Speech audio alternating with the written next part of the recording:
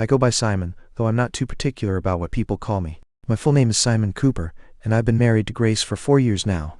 We haven't had kids yet because we both enjoy our freedom a little too much, and while that might change someday, it's not something we see happening until we're well into our 30s. We both came from modest backgrounds, living just a few blocks apart, though we didn't meet until we were 18 at a college recruitment event. Grace thrived in college, eventually becoming an accountant and credit controller. Meanwhile, I struggled with my studies and didn't even graduate, but what I lacked in academics, I made up for with a strong work ethic and a knack for business. By the time I was 15, I was working as a cleaner in local stores and offices. By 18, I was already managing a team of 30 employees and had secured contracts with several large companies in town. Grace was job hunting at the time, and I needed more staff. When she came to my table at the event, she handed me her resume and said, "I'm not looking for a clean job, but maybe you'd be interested in my phone number." I didn't waste time. I called her before she even reached the next table and asked her out to dinner the following night. 4 years later, we were married. That event was a stroke of luck for Grace, as she also landed a job in the purchasing department of a construction firm. Starting from the bottom, she worked her way up, and after 8 years, became the head of both the purchasing and credit control departments. Thanks to our dual incomes and the fact we didn't have kids, we lived pretty comfortably. Meanwhile, my business flourished, and I turned it into the largest office and store cleaning company in the city after buying out 2 competitors. It's common for cleaners and security guards to be the first to notice anything unusual in offices, and their observations often spark conversations among the staff. About 4 months ago, while I was at my desk, my secretary informed me that someone was waiting to see me in the reception area. She handed me a business card that read Kyle Foster, private investigator. I told her to send him in. When Kyle walked in, I greeted him with a handshake and asked what brought him by. After exchanging pleasantries, he sat down and smiled. "Before we get into it, could I grab a cup of coffee? Haven't had any all day, and I'm dying for a cup." I could relate. Most business owners run on caffeine. My secretary quickly brought over 2 mugs from the coffee machine, complete with milk and sugar, but neither of us touched them. After a little more small talk, I steered the conversation toward the reason for being here. "So Kyle, what can I do for you?" He grinned. "Please call me Kyle. As you can see from my card, I'm a private investigator. I'm currently working for a client who suspects his wife might be having an affair or is about to start one. The wife works as an accountant at Hancock Manufacturing, one of your city's bigger suppliers. Recently, the company hired a new salesman, Jared Nelson. Jared has a reputation for targeting married women. He's been sending flowers, texting late at night, and taking my client's wife out for lunch, pretty typical stuff until now. But here's the kicker. He's pushing for an overnight trip with her." I listened, mildly amused by the spy game, but then something clicked. I knew the company named Grace's firm also sourced materials from Hancock, and this Jared Nelson sounded like someone I needed to keep away from Grace. I glanced back at Kyle, who was clearly waiting for my response. "Okay, I get it. How exactly can I help?" I asked. His smile widened. "Glad you asked. Jared leaves flowers, notes, and other personal items on her desk, and she usually throws them away. Your cleaning staff could collect anything tied to him and pass it on to us. We'd run everything by our legal team first. There's no legal issue in gathering personal trash, and her employer has already given us the green light." He handed me a card with the CEO's number on it, saying I could call to confirm. I didn't need to. The CEO's number was already saved on my phone. I dialed, and he picked up immediately. "Without preamble," he said, "Simon, I understand Kyle Foster is with you. You're authorized to share any non-company information with him. Our legal team will follow up with a formal letter. If you need anything else, give me a call." I hung up, impressed by how quickly they wanted this sorted out. Kyle grinned. "So are we on the same page?" "Yeah, it's all set," I said. "Tell me what to look for, and we'll start separating her trash. You can pick it up each day at 11:00 a.m. Will that work?" "Perfect," Kyle confirmed. I phoned my team and Kyle instructed us on what to watch for. Early lunches, late lunches, flowers, and notes. For about 6 weeks, we worked with Kyle. At the end of the investigation, one of my staff reported that the woman hadn't returned after lunch. Kyle tracked them to a motel, and shortly after that, the marriage ended in divorce. Things went back to normal for us until one day, Grace seemed a bit off. I tried to get her to open up, but she didn't want to talk about it. About a week later, Zoe, one of my longest-serving employees and someone I considered a close friend, came into my office. She'd been with me almost from the start, and at 25 years my senior, she treated me like a son. As she sat down, I sensed something was amiss. "Wrong, you remember that surveillance job a few months back?" she asked, her voice cautious. "Of course, it was quite an experience," I replied, raising an eyebrow in curiosity. "Well," she hesitated, "I work in the same office as your wife now, and I've noticed something. The man we were keeping an eye on has been stopping by our office. I saw a big bouquet of flowers on her desk, and she took them with her to lunch. Here's the card that came with them. She handed me the card, and as I read it, my heart sank. Dear Grace, thank you for helping me renew my contract with your company. I can't tell you how much I appreciate it. I hope you'll join me for lunch soon. With love, Jared. The note implied a level of familiarity I wasn't comfortable with, and now my wife was his next target. I thanked Zoe and asked her to keep me updated on any other notes or flowers she might come across. I wasted no time calling Kyle. He picked up after the third ring. Simon, how can I help? I quickly filled him in. Zoe, one of my staffers who worked on the previous investigation, now works in Grace's office. She just told me that Jared Nelson has started paying her visits, taking her out to lunch, and sending flowers. I've got a card from him right here. Kyle took a deep breath. You're not the only one dealing with Jared. You're actually the third husband involved. Would you be interested in joining forces with the others? Absolutely, I replied. What's the next step? Kyle suggested a meeting with the other husbands at 2 p.m. and proposed, can you come by my office so we can get the paperwork sorted and exchange any relevant information? I agreed and arrived at his office at 1:55 p.m. sharp. Inside, I met Billy Morgan and Terry Smith, along with Kyle and his associate, Mark Perry, who was handling the data collection for the case. Kyle started the meeting. Gentlemen, we're all here because you share a common problem. Billy, Terry, meet Simon. He's interested in joining the investigation. If you're both agreeable, we'll officially bring him on board and begin sharing information. They nodded, and after a brief exchange, everyone agreed. The paperwork took about 15 minutes, during which I used my personal credit card to cover the $5,000 fee, ensuring Grace wouldn't see anything suspicious on our shared statements. Once everything was settled, Kyle addressed all of us. The shared issue is Jared Nelson. Simon just learned and Billy's wife works alongside Jared at Hancock Manufacturing, while Terry's wife is employed by the city school board, which sources supplies from the same company. Jared has a very well-practiced routine. He sends flowers, texts, and takes these women out to lunch, usually trying to escalate things by luring them to a motel afterward. His pattern with married women is disturbing, pressuring those with children and taking advantage of those without by offering them free passes from their husbands. Kyle paused, taking a sip of coffee. That continued over the past year. Jared has been responsible for at least 5 divorces in the area. His tactics don't vary much, but they're effective. He even got sued by a group of husbands in Dallas, where he used to work, after causing a string of broken marriages. The lawsuit resulted in his termination, but he's up to the same tricks here. Now we're doing everything we can to put a stop to it. He turned to me. Simon, are you still assigned to clean at Hancock Manufacturing or the school board's offices? You might be able to gather valuable evidence from Grace's office trash if your team handles that area. I shook my head. No, unfortunately, we don't cover those locations. That's too bad, Kyle remarked. But keep collecting anything from Grace's trash that looks personal. We need every piece of information we can get. He then asked, who pays for your wife's phone bill? My company does, I responded. Kyle grinned. Great. Here's what we'll do.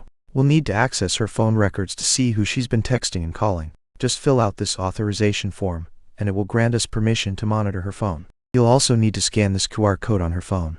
Once you do, a program will install itself discreetly and begin transmitting all her calls, messages, emails, and WhatsApp chats to our server. Jared tends to avoid using landlines because it's too easy for spouses to answer accidentally, so most of his contact with these women happens on their cell phones. We wrapped up the meeting by exchanging phone numbers and creating a WhatsApp group for easier communication.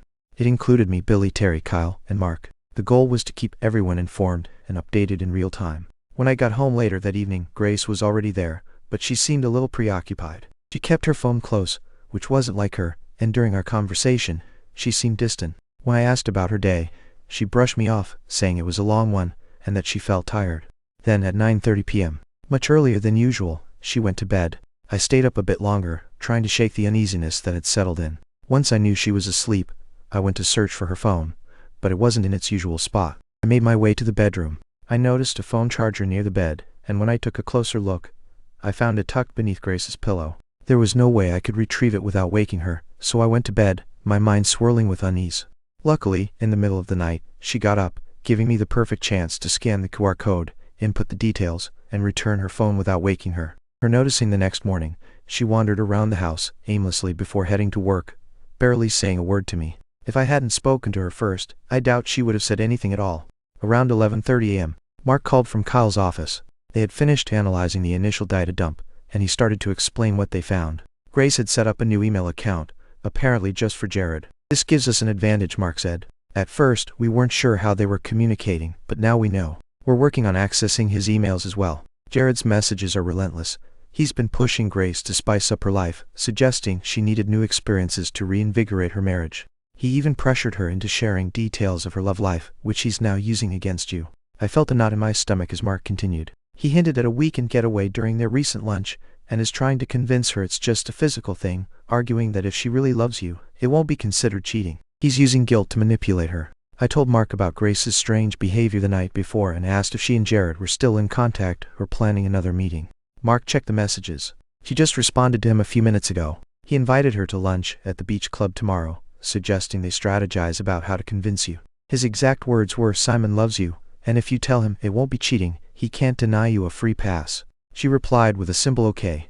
After wrapping up the call, I leaned back in my chair, trying to figure out my next move. Talking to her directly wouldn't work. Jared was pushing too hard. If I confronted her, he'd probably find another way to lure her in, maybe even arrange a hotel meeting. I realized that either I had to put an end to this or end my marriage. I called Kyle and got straight to the point. Jared's making a direct move on Grace, and even if I step in now, he'll likely push for a hotel visit. I need a solid plan or else I'm thinking divorce, but I feel like I need a backup plan. What do you think? Kyle paused briefly. Having a backup plan is smart, but if it fails, Jared won't give up easily. His ego won't let her slip away. If forgiveness isn't an option for you, divorce might be inevitable. I can prepare a packet of documents for your attorney, or I can recommend one. I've got my own lawyer, thanks, I replied. He's already drafted a business agreement protected by a trust in case this goes south. I called my lawyer and set up a meeting for the following morning. When I arrived at his office at 9:30, he gave me a knowing look. What changed? He asked with a smile. He knew me too well. I laughed lightly, taking a cup of coffee as the secretary offered.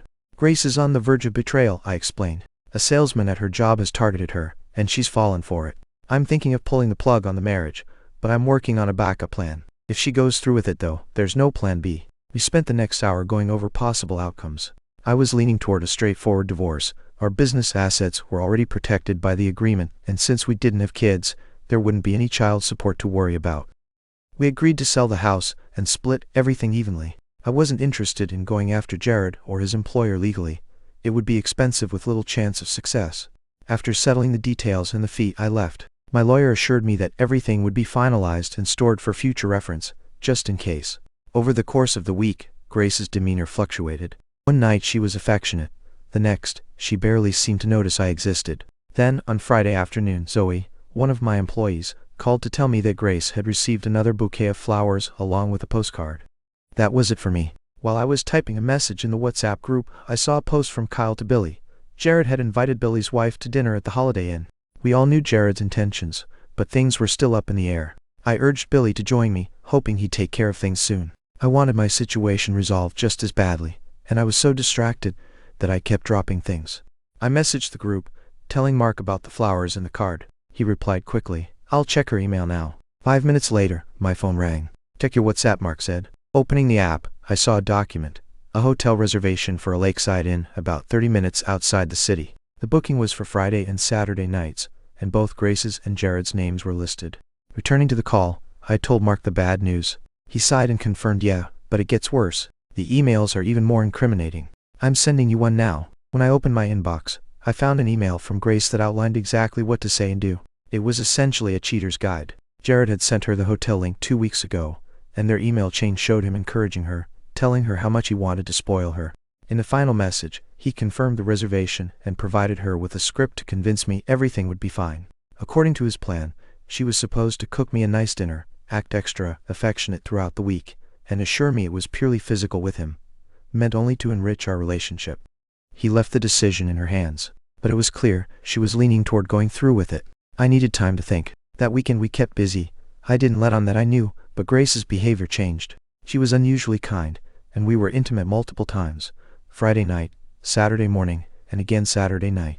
On Sunday afternoon, she initiated another round, and then again on Monday morning. It was like she was trying to reassure herself or me, but by Monday afternoon, I was done playing along. Kyle called me around 3:00 p.m. with more bad news. Grace had messaged Jared, telling him she was in for Thursday night, but only if he felt comfortable. Kyle warned me that Jared's response was basically, "Forgiveness is easier than permission." I thanked Kyle for the update and asked him to compile all the evidence. I mentioned that there were likely photos, and Kyle confirmed they had one of Jared and Grace kissing, though it wasn't a full, unmakeout session. I told him to include everything in a folder and send it to my lawyer. I contacted my lawyer next, letting him know to expect the folder. We agreed to go over it during a meeting on Saturday morning. Nothing ruins breakfast quite like a divorce petition, I remarked dryly. On Monday night, Grace tried to get close again, but I declined, saying I had work to finish. I stayed up late in my office and finally went to bed around 2:00 a.m. She was already asleep. The next morning, as I prepared to leave for work, a courier delivered the folder. I opened it in my office, flipping through the evidence, emails, photos, and notes that revealed just how far things had gone. Jared had ruined at least 7 marriages in the past 18 months, and it seemed like ours was next. Just as I finished reading, Lauren, my secretary, walked in. I shared the entire story with her. Her face softened with sympathy, and for the first time, I saw her as more than just a colleague. There was something undeniably attractive about her. She smiled knowingly and asked, "So what's your plan?" A faint smile crossed my lips. "If she goes through with it on Friday, I'll file for divorce on Saturday." Lauren grinned playfully. "Well, what's good for the goose is good for the gander, right?" She leaned closer. "Why not have your own weekend with someone you've been dreaming of?" I laughed. "And who might that be?" "Me, of course," she said, flashing a mischievous smile. "Strictly physical, nothing more. You need a clear head, and I'm just the girl to help with that." The idea was simple yet effective. Make Grace face the consequences of her betrayal. That night, I was with Grace, but there was no emotion in it for me. It was a tough act to pull off. By Wednesday morning, neither of us was in the mood for our usual quick interaction before work. Tension was growing, and Thursday would be the breaking point. By Wednesday evening, the tension had eased just a little, but it was still there, simmering beneath the surface. Thursday morning, as I was getting ready to leave the house, Grace woke up and yelled something about dinner plans, but I chose to ignore her. Around noon, Kyle called with another update. Grace had messaged Jared, boasting that she was preparing a special dinner for me and promising to fill him in on our conversation afterward. I decided to get ahead of her. I headed to the grocery store and picked up everything I needed: chicken, potatoes, vegetables, and a bottle of her favorite white wine. By 2:30 p.m., I was back home, and within a couple of hours, everything was prepped and ready in the oven. Just as I was sliding the tray of potatoes inside, Grace came home, carrying a few shopping bags. She looked puzzled, clearly not expecting to see dinner already well underway. "What are you up to?" Grace asked, eyeing the dinner preparations with clear confusion as she set her shopping bags down. I grinned broadly, trying to keep the mood light. "Just making dinner for my lovely wife. I wanted to make it special before we sit down and have a chat." She looked even more puzzled, her brow furrowing. "Oh, I was planning on making dinner too, but after we eat, I have something important to discuss with you. It's going to be a long night." "Of course," I replied, turning away with a smile. I had already thrown a wrench in her plans, and she didn't even know it yet. Dinner was tense. I kept the conversation flowing, deflecting any attempts to steer it toward anything personal. Grace tried to push the conversation in that direction a few times, but I urged her to enjoy the meal first. Once we were done, I decided it was time to take control of the situation. "Bring your wine to the kitchen. Let's talk in there," I suggested, nodding toward the kitchen table where I had discreetly placed a folder earlier: the letter, the evidence, everything she would need to see, tucked under a couple of magazines. She followed me, still clueless about what was coming. I removed the magazines, revealing the printed document. "Grace," I began, "you know I love you, and I never want to hurt you. But we've been together for a long time, and I've come to realize something. My lack of experience has been bothering me, and it's become more apparent lately." Her eyes widened slightly, and I could see her trying to process where this was going. "My secretary, Lauren, well, she's been confiding in me, and I found myself drawn to her stories. They're captivating. I feel like I need to clear my head before we can fully commit to spending our lives together, so I've booked a hotel for the weekend with her. It's just physical.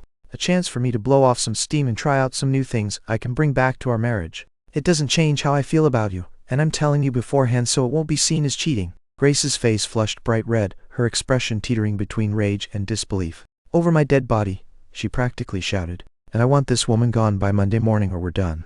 Her reaction was exactly what I expected, and I couldn't help but laugh. The look on her face was priceless as the realization dawned on her. She saw through the game I was playing. Everything she had planned to say, every excuse she had prepared, I had anticipated it all. I closed the folder and handed it to her, revealing the photo on the cover, her and Jared locked in a kiss. Her face drained of color, her voice a whisper. "You knew, and you played me." "Yes," I said calmly, my smile fading. "I knew your reaction is exactly how I would have responded if the roles were reversed. But unlike you, I didn't book a hotel. Unlike you, I didn't share lunches, kisses, or conversations about love with someone else. My story was fiction. Yours, however, is very real." As I spoke, she flipped through the folder, her hands trembling. Everything was there: dates, times, photos, emails, transcripts of calls. It was all laid out in black and white. You followed me. You violated my privacy. How could you? She demanded, her voice laced with fury. I stayed composed. That's the crux of it, Grace. You've crossed a line and now it's time for action. You got yourself a boyfriend, had an emotional affair, and were planning to take it physical. You've humiliated me and put our marriage on the line, and yet here you are, angry at me for catching you before it was too late. I thought we might be able to work through this, but maybe I was wrong. Her eyes filled with tears, as she tried to defend herself. Humiliated? You jeopardized our marriage, Simon. It wasn't like that. It was separate from us. Separate from us? I repeated, incredulous. That's straight out of the cheater's handbook. You told me earlier that if I had an affair, it'd be over your dead body. So why is it okay for you, but not for me? She opened her mouth to respond, but I raised my hand to stop her. No, Grace, there's no such thing as a free pass. If you go through with this, it's cheating, and telling me in advance doesn't change that.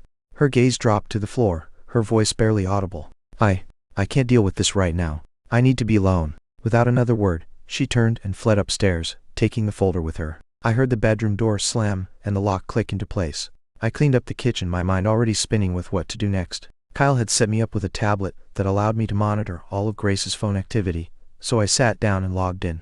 Sure enough, she was messaging Jared. I scrolled through their conversation. Grace's latest message was filled with doubt. She told Jared she was worried someone might be watching them, that someone had copies of their messages. She even mentioned how I had made dinner for her that night, and how I seemed to know more than I was letting on. Jared's response was predictable. He told her not to worry, to just go through with the weekend as planned and everything would be fine. He assured her that her feelings for him were real, and that they had to follow through with their plan. His desperation was almost palpable. Grace, however, was wavering. She told him that I was acting strange, that I seemed to have figured everything out. She admitted she was having second thoughts, that maybe this wasn't the right move. Jared kept pushing, telling her that it wouldn't be cheating if I knew about it. He insisted it would only make her happier. I shut the tablet and turned on the TV, though my mind was elsewhere. I had already made up my mind to file for divorce, but I was torn between doing it now or waiting until they had actually gone through with it. Part of me wanted to make sure she fully understood the consequences of her actions before I made any final decisions. I called my lawyer and filled him in. I dropped the bomb on her, I said, and she's planning to pack her bag and see how I'll react. I don't want to file for divorce until they've actually slept together, but I need her to know I'm serious. Is there any way we can push this? My lawyer, sharp as ever, had a suggestion. We could serve her a letter at her office tomorrow, making it clear that I know about the affair, and that if she goes through with it, divorce proceedings will start the next morning. We'll get the message loud and clear. I agreed, thinking it over. It was the perfect way to demonstrate just how serious I was. Later that night, I checked the tablet again. No further messages between Grace and Jared. I decided to call it a night. When I reached the bedroom, I half expected the door to still be locked, but it wasn't. I walked in to find Grace lying in bed, her packed bag sitting against the wall. Seeing that bag sent a wave of emotions crashing over me. I didn't say a word. I just turned around and walked out of the room, heading straight for the guest bedroom. She called after me, pleading, but I ignored her. Lying in bed fully clothed, I couldn't shake the feeling of betrayal.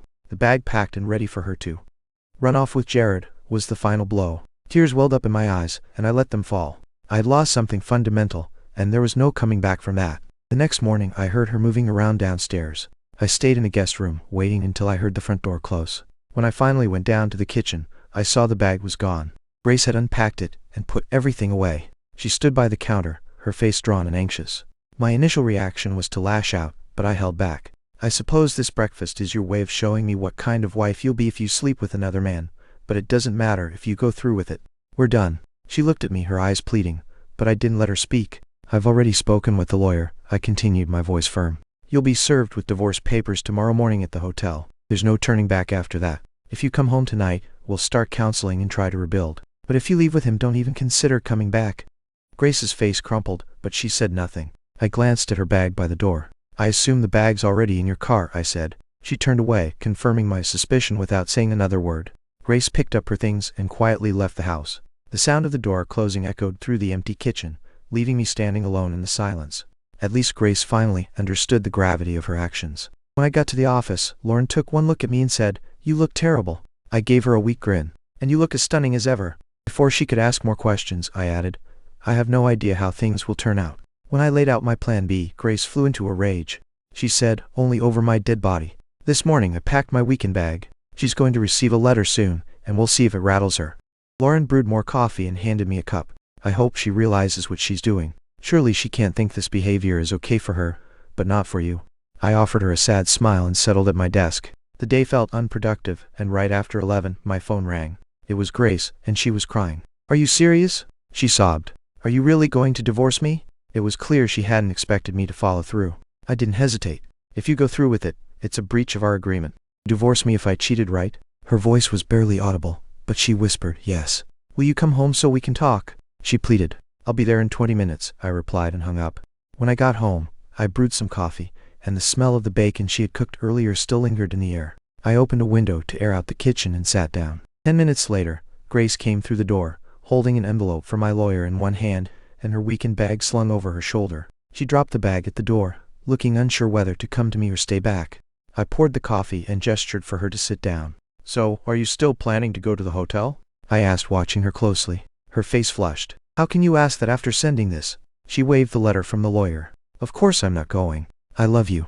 I want to be with you. I canceled everything, but do we need to fix our marriage, or am I still going to be served with divorce papers?" I studied her for a moment before speaking. "You'll only be served if you show up at that hotel." "No hotel, no papers. But our marriage has been damaged, Grace. This is what's going to happen. First, you're going to call Jared in front of me, and I want to hear you end it. Then, you're going to delete the personal email account you made for him. After that, you'll report everything to your boss and make sure Jared's banned from your office. Finally, we'll start counseling to figure out why this happened and how we can rebuild our trust." Just as I finished, her phone rang. It was Jared. She put it on speaker, and his frustrated voice came through. "Where are you, Grace?" "I'm waiting at the reception and can't wait any longer." Grace took a deep breath and said, "Jared, I'm home with Simon. He did something that made me realize what I was doing. If I go with you, it'll destroy my marriage. I'm sorry, but you're not worth it." "I'm not coming." Jared's anger was palpable. "You're a fool. Do you know how much time, effort, and money I've spent on you? And now you're backing out because your weakling husband threw a tantrum. Screw you," he shouted before hanging up. For the first time, Grace saw him for what he really was. It wasn't love or care. It was manipulation. She took a moment to gather herself, and then began deleting the email account. It took longer than expected, but after an hour, it was gone. Not long after, her boss and HR manager, Marvin Woods, showed up at our door. They looked serious. "Grace, we're aware of what happened today," Woods said. "To say we're disappointed is an understatement, but we're here to give you a chance to keep your job. Please tell us what happened." Grace took a deep breath and dabbed her eyes with a tissue. "About 3 months ago, Jared Nelson took over the AM Metals account I managed. He started with compliments, harmless things about my clothes and hair, but then it got personal. He began flirting, sending me gifts, and eventually asked me to dinner. I let it happen, and I started dressing provocatively to get his attention. Over time, he wore me down with his words, telling me Simon didn't deserve me, and then he convinced me to agree to a weekend with him. But Simon intervened with a letter from his lawyer, and it snapped me out of it. I told Jared I wasn't going. I've reported everything to HR and I'm ready to move forward." Woods exchanged a glance with Grace's boss and then nodded. "Thank you for your honesty, Grace. Yes, you made a significant error, but you're lucky to have this chance to keep your job. We've had quality issues with the metals, and we're cutting ties with them. Jared Nelson will no longer be coming to this office. Let me be clear. If anything like this happens again, you'll be dismissed immediately." Grace nodded. "I understand." Once they left, Grace and I sat down to have lunch. Later, we started searching for a marriage counselor. Fortunately, we found one quickly and made an appointment for the next day. The counseling sessions went well. Over 3 months, Grace realized how Jared had exploited her fear of our marriage becoming routine. She saw how easily he had manipulated her. As for me, I realized how much we had built together, and I grew to appreciate the strength of our relationship. 4 years later, we're still together, and Grace is expecting our first child. We've come a long way, and we're stronger now than ever. As for Jared, he didn't fare so well. A few months back, he had a nasty fall at the local shopping mall, slipping down a flight of stairs in the parking lot. The police couldn't figure out exactly what happened, but I do know this. There were at least 5 husbands at the mall that day, all of us dressed in black jackets and baseball caps. When the police tried to separate us and ask questions, no one gave anything away. We shuffled around so much they couldn't tell who was sitting where, and none of us were talking. One thing's for sure, someone made sure Jared got what he deserved, but as for who, well, that's a secret none of us are ever going to share.